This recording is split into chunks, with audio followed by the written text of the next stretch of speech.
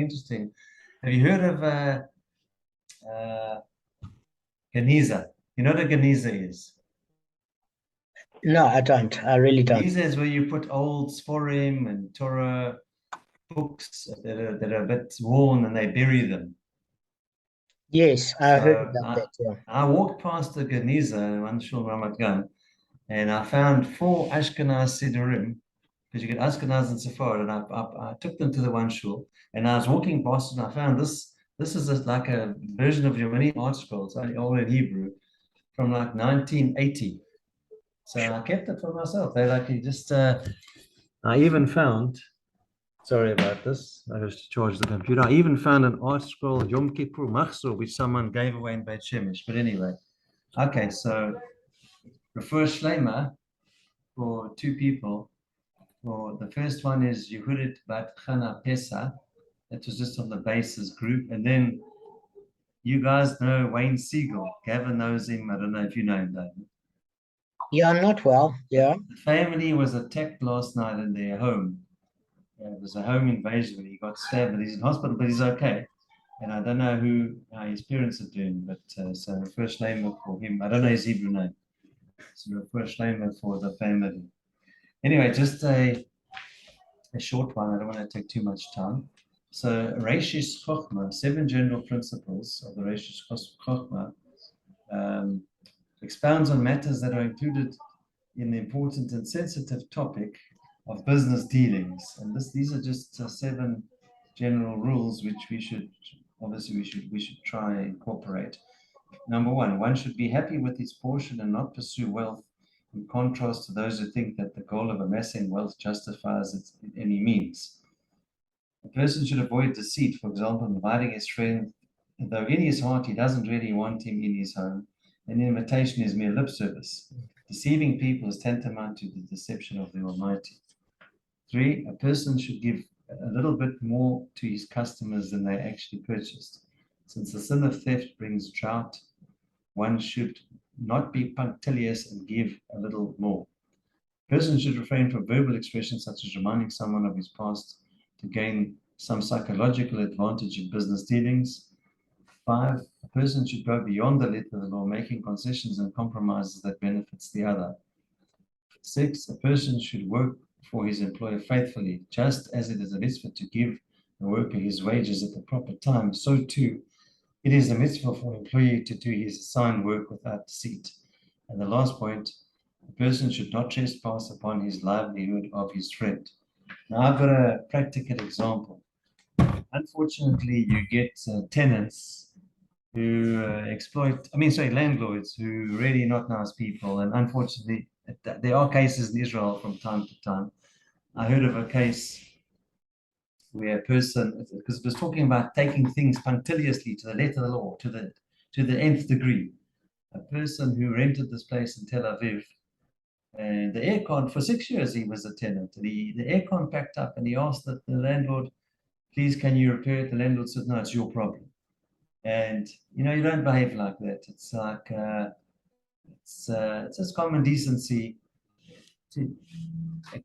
In that case, it says the tenant, the landlord should still regard as if he or she still actually lives in the property. Would they like that same type of treatment? You got to be decent to people, basically. I mean, I think that's the overriding message as well. Yeah, I agree. It's like that's the attitude. It's your problem. That's the attitude that some people have, which is actually very selfish and not just shown. Good, Kev. It's true. Let's start the Gemara shir, because as we learned that the Gemara challenges the ruling of Rava, cited in the 84th daf in Aleph, and it asks, does Rava really hold that we collect for injuries of an ox caused by an ox in Babylonia? Because we learned that if an ox gets damaged, that's assessed in Babylonia according to Rava, but not if a person gets damaged with personal injury. So he's saying that there seems to be a contradiction, because we learn elsewhere that in the case of an ox that damaged, we don't collect for it in Babylonia. So the Gemara says, why is there a contradiction between Rava's first and second statement? So let's analyze it, because if Rava speaks of an ox that damaged whom exactly? If we say that he speaks of an ox that damaged a person, I can respond to you guys and say, look, why did he mention an ox that damaged a person, which is not at all commonplace? We learned that in the 2 pages ago, that a personal injury by an animal is not commonplace. But what's slightly more commonplace is a person injuring somebody else. The reason being is that we learn that as far as Tam is concerned, the half payment damages, that a person, and we learned this in the 3rd daf of Bava Kamma, if I remember correctly, that a person has a malach. It says he has muzzle. What does it mean he has muzzle? Is that, number one, he's got seichel, that he can avert damage by an animal because he sees signs of the animal's irritation, whereas animals are pretty dumb and they don't pick up the signals from other animals. And also he's got a guardian angel which prevents him from getting damage from an animal. Whereas an animal doesn't have a guardian angel because there's no spiritual significance if he gets shish kebab by the horns of another ox. And therefore, it's less likely that a person gets damaged by an ox as opposed to being assaulted by another person or a fight breakout. So if the more commonplace is a person gets damaged by another person, then the less commonplace that a person gets damaged by an ox, we don't pay for less common sort of injuries, as we learned.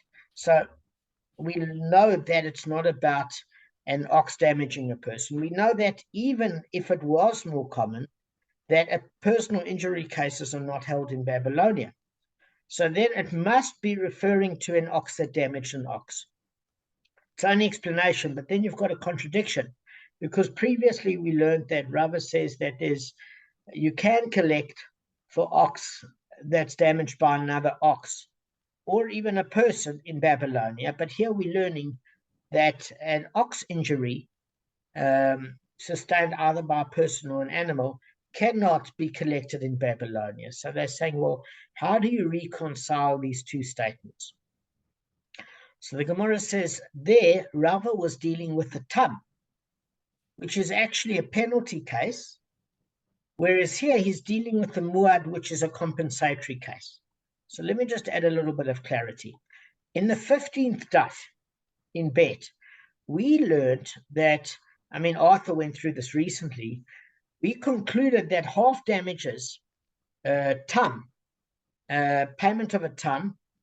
What's a tam again, for those of you that haven't done it in a long time? It's an ox that gored only 3 times or less. That's classified, guys, as a kanas, a penalty.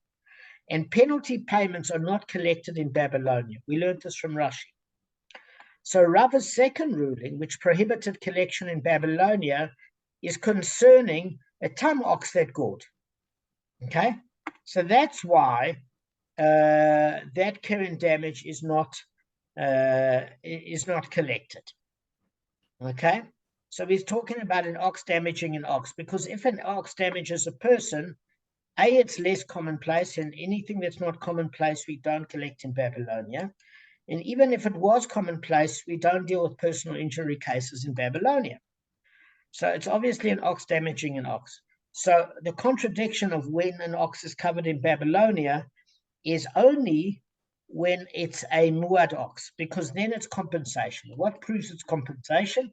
If your ox damaged another ox and it costs you 100 zuz of damage, the other person pays full damages at 100 zuz. That's compensation. It's paying you back for the damage he caused. Whereas a tam is half payment. There are 2 different opinions. Now, guys, what are the 2 different opinions? Arthur, you tell me, because you've been going through Rabbi Cohen with the tam. So I just missed that for a second. What did you say then? About the is a tam compensatory or penalty or both? If I remember correctly, it's both actually. It could be both. Exactly. There, as Arthur quite rightly said, some Rabbonim have turned around and said that tam is actually compensatory in nature. But because the ox hasn't got a habitual nature of goring, we let the owner off the hook, so it only pays half the compensatory amount. Okay? There are other opinions that say it's a knas, it's a penalty. Why? Because the owner isn't responsible because this is unusual behavior. And therefore, we give him a warning and say, listen, it's unusual, but you've got to be super vigilant now, and it's going to cost you and it's going to sting. And therefore, it's going to make the owner much more alert. So we're saying when it's a tam, according to those opinions that say it's a penalty, the reason why Rava says it's not covered in Babylonia is we don't pay penalties in Babylonia because there's not expert judges to be able to adjudicate penalty cases. If you want to say that tam is compensatory in nature, there's a problem because it's still an unnatural act. What do we mean an unnatural act? It's not commonplace. The proof that it's not commonplace is that you're paying half payment damages, because if it was a common occurrence that your ox had a bad behavior, okay, then it would be muad, because it means there's a repeated pattern. So if it's happened more than 3 times, it is common for that ox's nature to be aggressive. Therefore, full payment is done. Okay, and in that particular case, that is compensatory in nature. But if you're saying that the tam, according to certain opinions, is compensatory, it's not common, because the whole reason you're paying half, even though it's compensatory, is because it's uncommon and this ox has acted erratically compared to its normal behavior. It hasn't developed an aggressive nature. And since it's uncommon, we don't allow for uncommon payments to be made in Babylonia. Only matters that are commonplace are adjudicated in Babylonia. That's according to Tosfot and Rashi and Rabbeinu and Peretz. Does that make sense, guys? So now we're talking about, Rabbi's talking about 2 cases. In the case where it's tam, there's no payment for carrying damage in Babylonia. When it's muad, there is payment for an ox that's damaged in Babylonia. Makes sense? Pretty straightforward. So the Gemara is saying, well, look, there's still a problem, because Rava has also said there is no muad in Babylonia. What do we mean there's no muad in Babylonia? Look, how can there be a muad in Babylonia? Because since we don't collect for a tam's damage because it's a penalty in Babylonia, Gavin, you would never take anybody to court to sue the animal's owner for an injured animal that you have. Why not? Because if you're not going to get paid the penalty, why would you take them to court? And since you wouldn't take them to court because you're not going to get anything out of it, how's the ox warned to be able to ever become muad? That's what the Gemara's argument is against Rava. Very powerful argument. Yeah. So that makes sense. So the animal will never become a muad. He doesn't receive a single judicial warning to watch his ox more effectively. So then the Gemara said, Rava speaks of a case where the animal's owner was warned about his ox there in Eretz Yisrael, and subsequently brought it here in Babylonia. It's thus possible to have a muad in Babylonia. So what it's saying is, look, people immigrate all the time, Kevin. They start off in Eretz Yisrael. He's had his ox created damage. It was warned that it's a muad, and he figures, listen, he's not very popular amongst the townspeople. He wants to expand his business arousals with his wild oxen or whatever, and he's looking for greener pastures or whatever the case may be, and he's immigrated to Babylonia. Yeah. So the thing of it is now his ox has still got the status that it's muad. How do we know if he's moving country? They obviously must stamp it with some sort of branding to let it know it's a dangerous ox. So in that case, they say, well, there could be a muad ox in Babylonia. So therefore, if it damages in Babylonia, it should be payment because it's compensatory in nature since it's full damages, and it's commonplace because this animal has a habit. So the Gemara has an objection to this. So it said, but this itself is a matter that's not commonplace. In other words, even if the ox's nature is commonplace in that it seems habitual and therefore it's common knowledge, it's not commonplace to basically import an animal into Babylonia, from Eretz Yisrael to Babylonia, and therefore the agents do not carry out the charge of the Rabbonim in Babylonia. Okay, therefore, even if the payment for Muad's damage is compensatory, we can't award it. So what's the proof?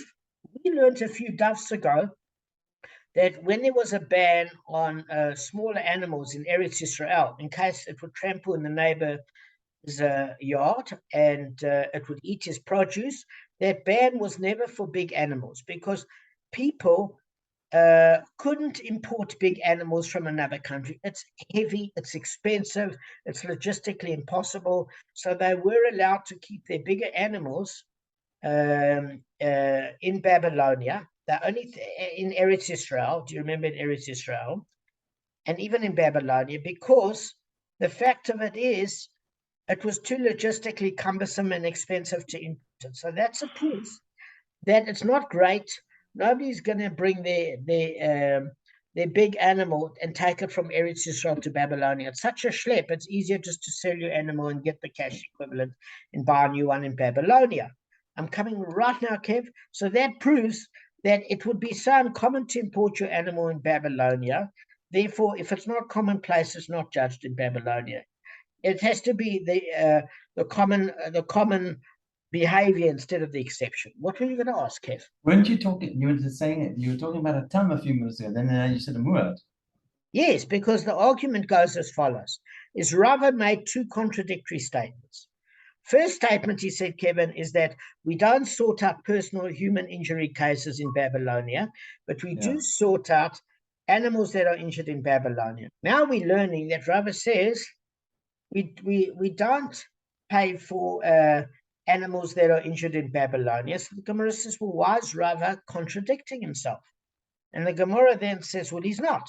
Because in the first case, where he said animals that are damaged are allowed to be paid in Babylonia, is talking about an animal that was damaged by a muad animal.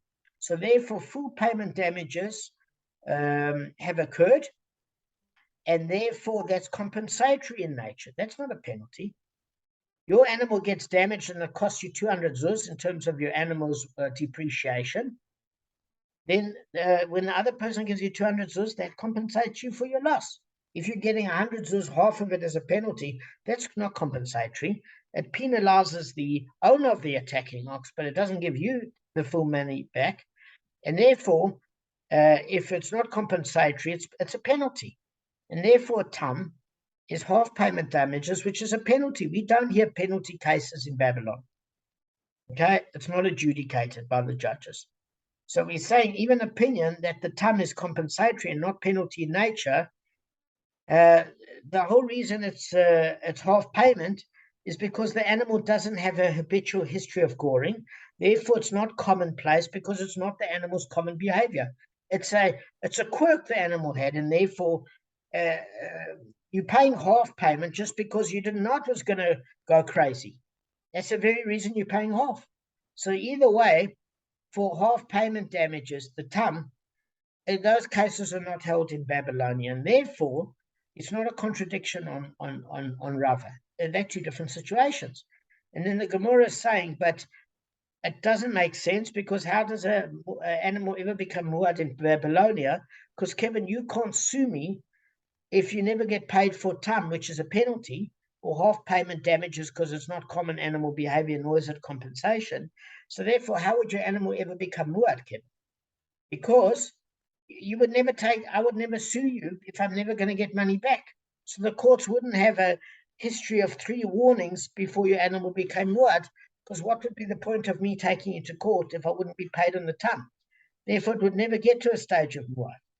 So then the Gemara is saying in return, well, maybe you imported your ox from Eretz Yisrael, and therefore it was a muad in Eretz Yisrael. So now when it lands in Babylon, it has to have full payment damages for any subsequent goring that it does.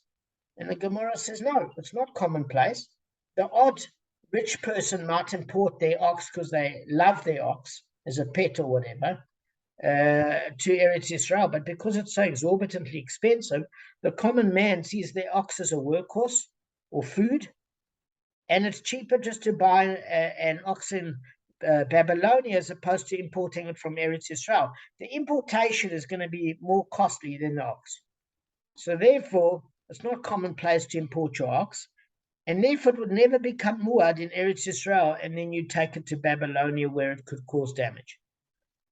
So again, the Gemara defends the answer and saying, hang on a second, there is another case, perhaps. Maybe some of the expert judges of Eretz Yisrael were in Babylonia at the time, and they witnessed this particular goring, and then they realized this animal had been tam, and they made it muad. And therefore, if that's the case, there would be a case where the owner of this animal would have to pay compensation to the other damaged ox in Babylonia. In other words, adjudicating penalty cases outside of Eretz Yisrael is not invalid per se, okay? It's just that such cases require ordained judges who are not ordinarily found outside Eretz Yisrael. But if for some reason such judges visited Babylonia, they could certainly judge tam, which is a penalty case. So they're saying even if it was a penalty case, if they saw the incident or they were in Israel, in Babylonia at the time, they could judge it, even though it was a kanas, a penalty case. So it would be possible for an animal to become muad in Babylonia, or at the very least, the owner of the attacking animal pay the owner of the injured animal for the penalty, the knas, because the judges would be expert enough to judge in Babylonia if the Eretz Yisrael judges were there at the time. So the Gemara says, look, that's not a decent response, because again, if an issue is not commonplace, we don't carry out the charge of the rabbis, meaning that generally it's not common for ordained judges to be found in Babylonia, and therefore it's very uncommon to have a muad ox there, and very few times a judge there would probably intervene in a case in Babylonia. So therefore, you can't go on a exceptional anomaly. You've got to go on the most common. So in other words, anything that's not commonplace, like the judges happen to be in Babylonia at the time, is not taken as common occurrence or a common situation. So therefore, that case, we do not carry out the charge of paying penalties in Babylonia, even with the expert judges going there on holiday. So basically, with the muad explanation rebuffed at every turn, the Gemara takes a different tack to reconcile the conflicting statements of Rava. So what the Gemara is saying is that there's no ways it can come now with the case of Keren, Tam, and Muad, Kevin. It doesn't work. So the only response that the Gemara can say is that, look, when Rava said that we can collect for an ox's damage to another ox in Babylonia, it's not in the case of Keren at all, Kevin. It's only in the case of Shane or Regal, where the animals are considered warned from their beginning.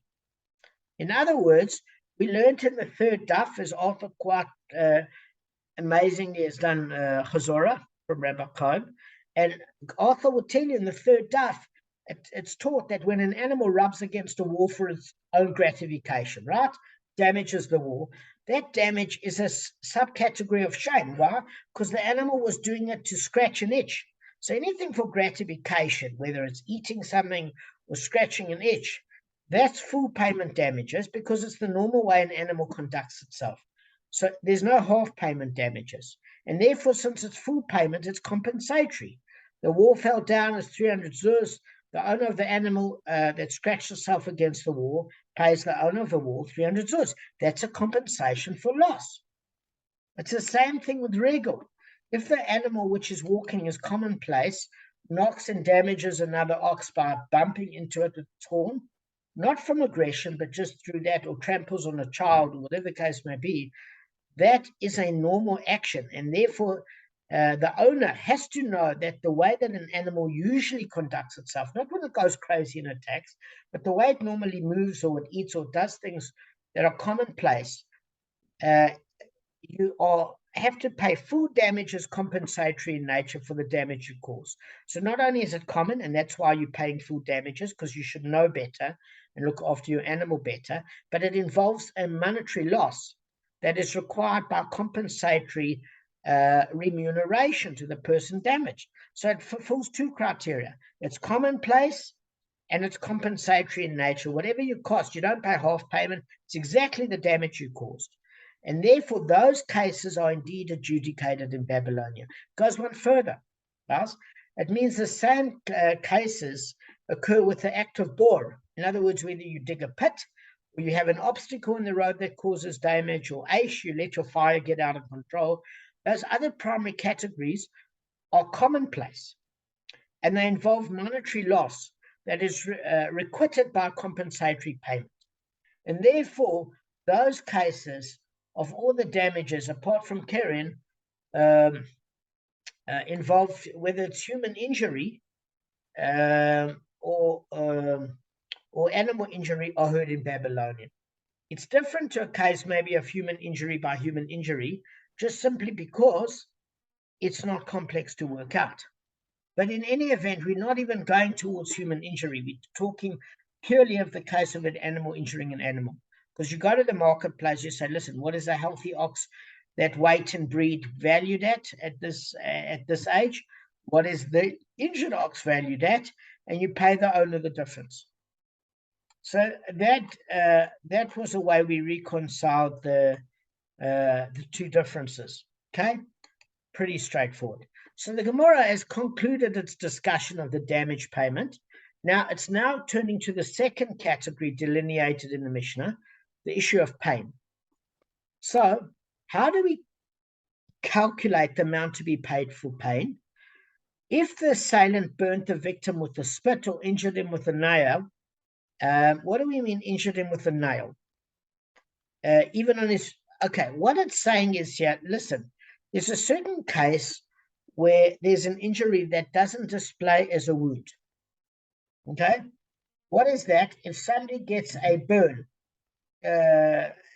sometimes it doesn't result in a wound, or you get injured in your nail goes blue. So you're saying, but that's a wound. Our definition of a wound is, does it allow the victim to lose financially as a result of his injury? Meaning, if he's temporarily injured or permanently injured, if it's going to affect his salary and what he's worth, that's determined, Kevin, as a wound. If it is not serious, in other words, it doesn't impact on his earning, that's not considered a wound. It's considered superficial to a certain degree. Okay? So we're saying, listen, sometimes there's pain without a wound. What do we do then? Okay? So the Gemara basically says, who's the Tana of our Mishnah that says the award for pain is paid where there's no permanent physical damage? Okay? So what we want to know there is, like, there's a couple of factors to take into account. So there's a thing, if you look at Rashi's commentary to Shmot, Exodus chapter 21 to 25, the Gemara derives that from the phrase a wound for a wound, that the assailant must pay for pain even when he made a damage payment, okay? Because what could you think? Because you could think that, right, there was a payment made for damage, so why do you have to pay for pain? Many have paid already.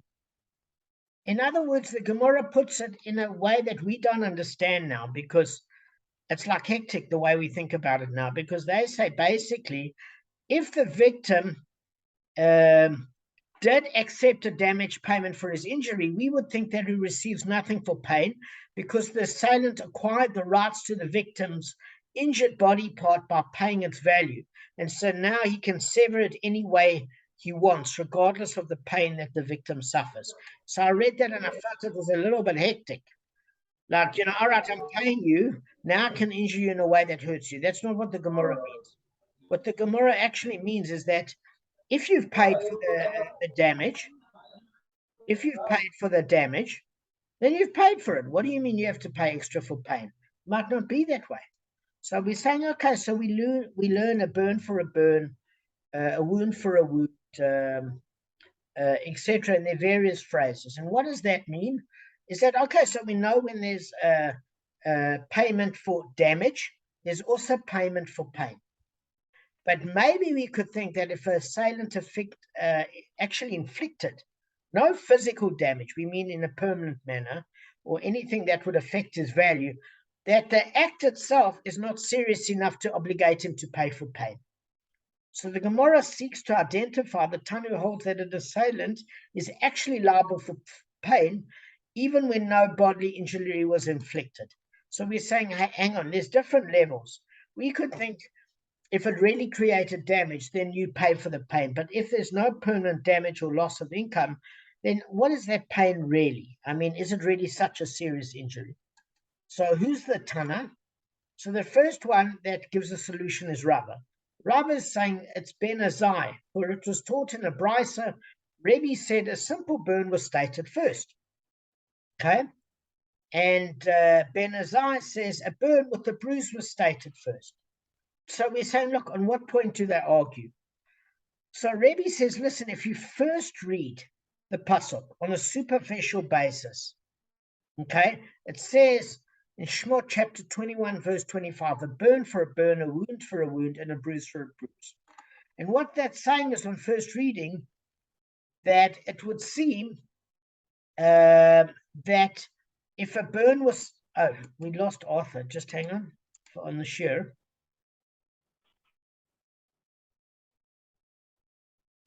Arth, where did I lose? Sorry, your picture all disappeared. No, I heard you all up to the burn part. It was fine. I just couldn't see you all.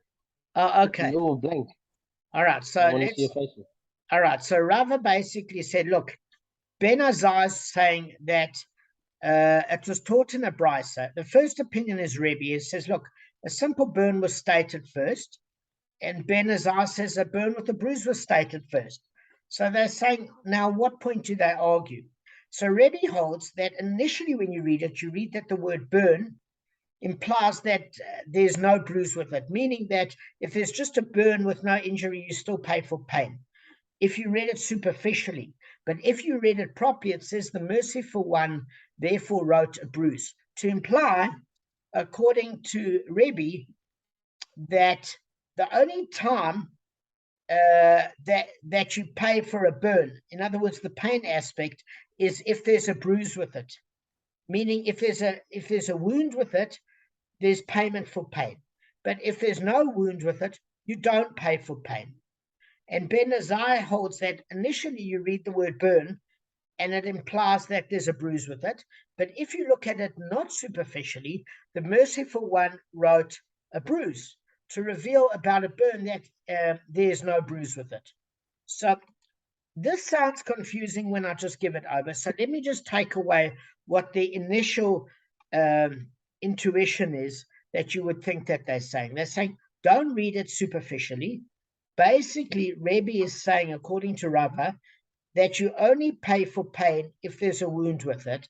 And Ben Azai is saying that you only pay for pain whether there's a wound with it or not. Okay? That's the way Rava interprets it. But Rav Papa objected to it, and he's saying the opposite. He's saying it's illogical to say that. And the reasons why it's illogical is quite simple, on two counts. Rebbe redacted the Mishnah, so it's obviously more reasonable to attribute a particular Mishnah, specifically ours, which obligates for even a burn on a fingernail where there's no wound or permanent loss of income, to Rebbe, than to attribute it to his disputant.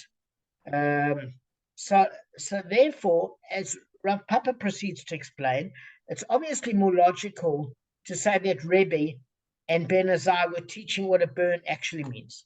Okay, so what he's saying is that basically, Rebbe says that simply a burn was stated first, and he holds that the word burn implies that there was a bruise with it. And he's saying that's why the merciful one wrote a bruise at the end of the verse to reveal about a a burn that was stated first. It's just a burn, that there's no bruise with it. So now it's going the opposite way around. Rebbe is saying, if there's pain, whether there's a wound or not, you pay for it. And basically, Ben Azai is saying that you only pay for pain if there's a wound associated with it. But if there's no wound associated with it, there's no liability. Okay? So tomorrow we're going to see the generalization, specialization, generalization of how that works. In fact, we've got 2.5 minutes. We can get it done. Sorry, guys. So alternatively, it's the opinion of everyone that the word burn can either imply that it has a bruise with it or it doesn't have a bruise with it, meaning you pay for pain whether there's an injury attached or not. But Rebbe and Ben Azai are arguing with a generalization and specification that are distant from one another. What do we mean distant? Is you say a burn for a burn, a wound for a wound. Whose phone keeps doing that? Guys? No, not mine. I'm on mute, so it's not mine. It's not mine either. All right. All right. Sorry about that, guys. So let's just see if we can get to the bottom line. Is that you've got a generalization specification, which means that the generalization is funneled to a specification.